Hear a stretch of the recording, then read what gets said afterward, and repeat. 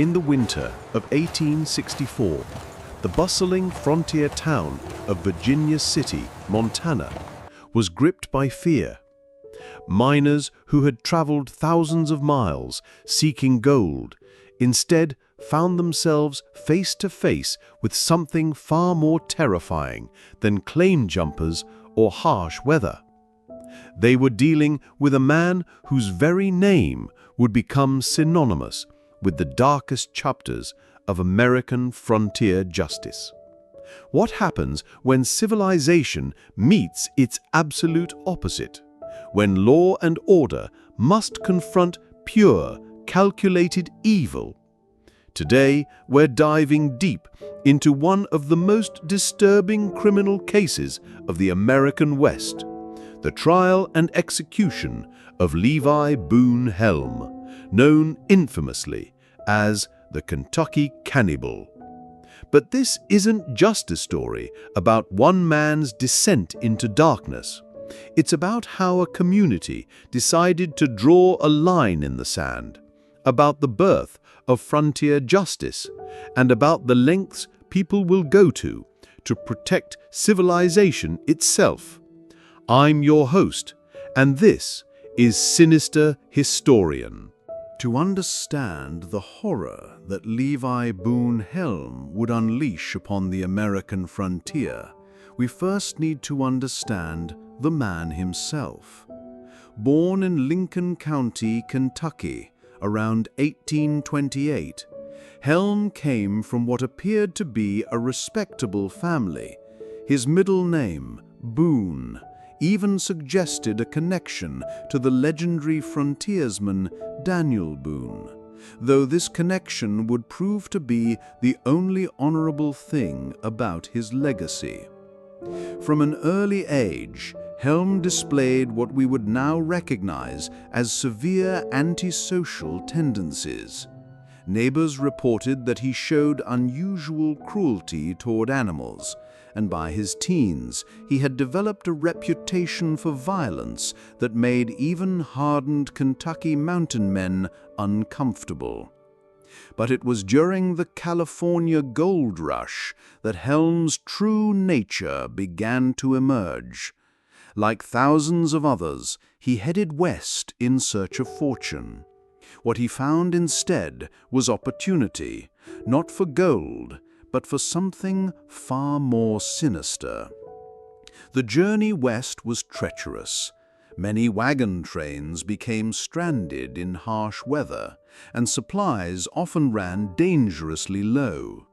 It was during one such incident that Helm first crossed the line from desperate survivor to something else entirely.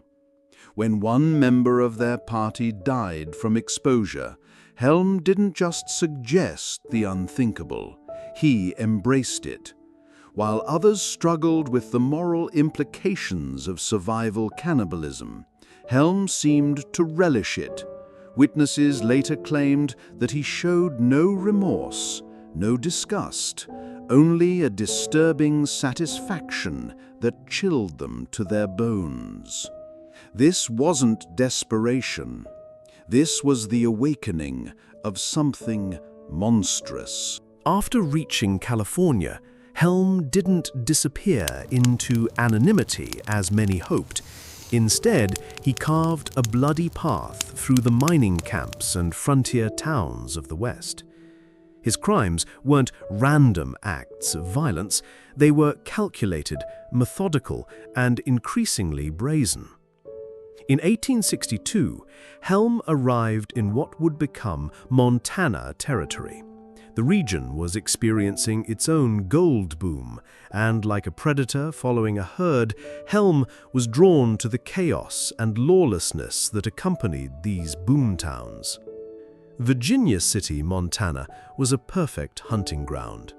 Thousands of prospectors, many traveling alone or in small groups, passed through the area. The law was thin on the ground, and violence was unfortunately common. For a man like Helm, it was paradise. But Helm made a crucial mistake. He underestimated the resolve of the local community. Unlike the transient mining camps of California, Virginia City was beginning to establish real roots. Families were settling down, businesses were being built, and most importantly, people were starting to care about justice. The first documented murder that would eventually be traced to Helm occurred in late 1863. A German immigrant named Johann Müller disappeared while traveling between mining claims. His body was discovered weeks later, and the condition of the remains shocked even experienced frontiersmen. The evidence suggested not just murder, but something far worse. As winter approached, more bodies were discovered. Each crime scene told the same horrifying story. These weren't robberies gone wrong or crimes of passion. They were something else entirely. Systematic, ritualistic, and utterly without remorse. The mining community began to whisper about a cannibal killer stalking the territory. Fear spread faster than wildfire, and for the first time since the gold rush began, many miners started traveling in larger groups or simply abandoned their claims altogether. But fear would soon turn to determination, because the people of Virginia City were about to make a decision that would change the course of frontier justice forever. By early 1864, the situation in Virginia City had reached a breaking point. The territorial government was virtually non-existent. The nearest federal marshal was hundreds of miles away, and the local sheriff's department consisted of exactly one man who was more interested in his own mining claims than law enforcement. It was then that a group of businessmen and community leaders made a fateful decision. They would take matters into their own hands. Thus was born the Montana Vigilantes, one of the most famous and controversial examples of frontier justice in American history. Led by men like Wilbur Sanders and Paris Founts, the Vigilantes weren't a mob of angry miners. They were organized, methodical, and determined to bring law and order to their community.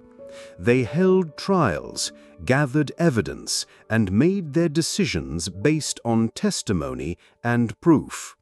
But first, they had to catch their man. The break in the case came from an unexpected source. A young woman named Martha Thompson had been working as a cook in one of the mining camps when she witnessed something that would haunt her for the rest of her life. She had seen Levi Boone Helm with one of the missing miners just hours before the man disappeared. More importantly, she had overheard Helm talking about his crimes with a casual indifference that terrified her. He didn't just confess, he boasted. He described details that only the killer could know, and he spoke about his victims in terms that suggested they were nothing more than livestock to him. When Martha finally found the courage to come forward, the Vigilantes had their first real lead. They began to investigate Helm's movements, his associates, and his past. What they discovered was a trail of violence that stretched back years and across multiple states. But catching Helm would prove to be easier said than done. He was cunning, well-armed, and had no intention of being taken alive. The manhunt for Levi Boone Helm became the largest organized effort in Montana Territory's short history. The Vigilantes posted wanted notices, organized search parties, and even offered a substantial reward for information leading to his capture. Helm, for his part, seemed almost to enjoy the attention. Rather than fleeing the territory, he remained in the area, taunting his pursuers and continuing his reign of terror. It was as if he believed himself untouchable, above the law of both God and man. His arrogance would prove to be his downfall. On January 10, 1864, acting on a tip from a local merchant, a group of vigilantes surrounded a cabin where Helm was reportedly hiding. What happened next would become the stuff of legend. When the vigilantes called for his surrender, Helm's response was to laugh. He actually laughed at them, taunting them with descriptions of his crimes and daring them to take him. It was a mistake that would cost him everything. The siege lasted several hours, but eventually Helm's ammunition ran low. Faced with the choice between burning alive in the cabin or facing frontier justice, he chose to surrender. What happened next surprised everyone, including his captors. Rather than denying his crimes or pleading for mercy, he confessed, not just to the murders they suspected him of, but to a string of killings across multiple states. He spoke about his victims with a detached casualness that chilled even hardened frontiersmen. But most disturbing of all was his complete lack of remorse. When asked why he had committed such horrible acts, his response was simple: because he could, because he enjoyed it, because, in his words, some men are born wolves, and wolves must feed. This wasn't just a confession, it was a glimpse into the mind of a true psychopath, decades before psychology had even coined the term. The trial of Levi Boone Helm was unlike anything the American frontier had ever seen. The Montana vigilantes, determined to prove they were agents of justice rather than a lynch mob, conducted a formal proceeding with witnesses, evidence, and legal procedures. The trial lasted 3 days. Witnesses testified to Helm's crimes, his confessions, and the terror he had brought to their community.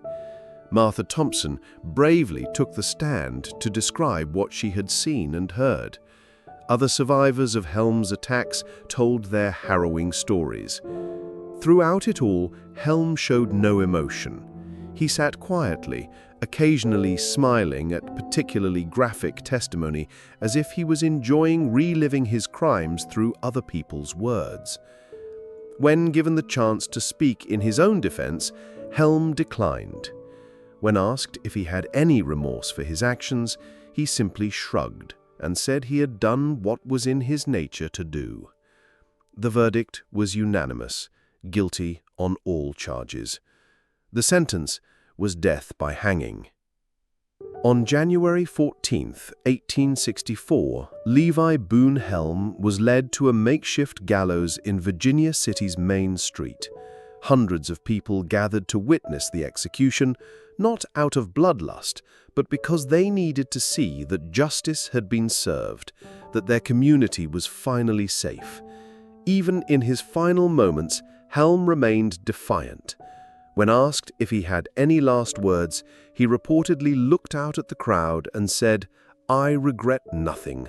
I would do it all again." Those were the last words of the man known as the Kentucky Cannibal. But the story doesn't end there. The execution of Levi Boone Helm marked a turning point for the Montana Territory. The vigilantes had proved that civilization could triumph over chaos, that communities could protect themselves when the law fell short. Their actions were controversial then and remain so today. But there's no denying that their intervention ended a reign of terror that might otherwise have continued for years. The case of Levi Boone Helm reminds us that evil is not a modern invention. Throughout history, there have been individuals who choose darkness over light, who prey upon their fellow human beings without conscience or remorse. But it also reminds us that communities have the power to stand up to that evil. The people of Virginia City, Montana, faced with an unprecedented threat, chose to act. They chose justice over fear, civilization over chaos. Today, Levi Boone Helm is remembered primarily as a footnote in the history of the American frontier. But the legacy of those who stood against him, that legacy lives on in every community that refuses to be terrorized, in every citizen who stands up for what's right. That's our story for today on Sinister Historian. If you enjoyed this deep dive into one of the darkest chapters of the American West, please like this video, subscribe to our channel, and ring that notification bell so you never miss an episode. Until next time, remember, history's darkest moments often reveal humanity's brightest lights.